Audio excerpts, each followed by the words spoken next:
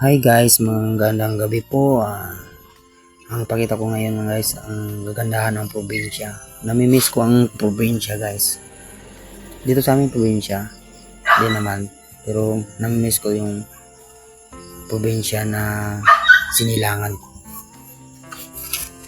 Namimiss ko talaga guys. Lalo na yung kabataan ko. Namimiss ko yung mga ginagawa dati sa bata pa ako mula sa elementary hanggang sa high school. Magkasama kami ng papa ko, mama sa trabaho sa bukid. Namimiss ko talaga yun guys. Gusto kong balikan yun. Pero alam natin na hindi na pwede balikan. Pwede mo uwian.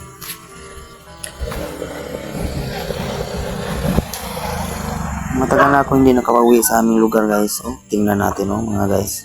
Ang ganda-ganda talaga sa probinsya. Sobrang ganda talaga. Tingnan mo. Nakamiss at nakasikip ng dibdib. Malala mo ang pamilya mo na mga layo sa'yo. Mama at papa at mga kapatid mo. At mga kapitbahay mo dun sa probinsya. Lalo na yung probinsya namin sa Zamboanga. Namimiss ko talaga. Gusto kong umuwi dyan. Gusto kong umuwi doon sa Zamboanga. Gusto kong masyal doon sa aming lugar na pinagtrabahuan sa bukid namin. Namimiss ko talaga yung panganap buhay doon. Kung pwede palang bumalik sa dati yung umpisa, babalik talaga ako. Parang nanikip ang dibdib ko.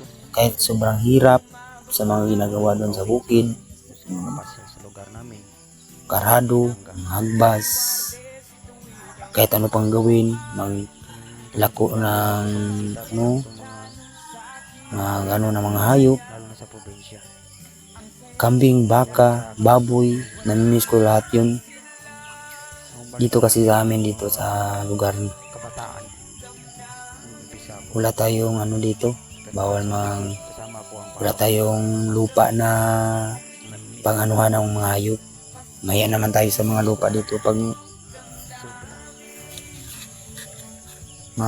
tayo ng mga hayop dito. Wala tayong sariling lupa dito sa malapit.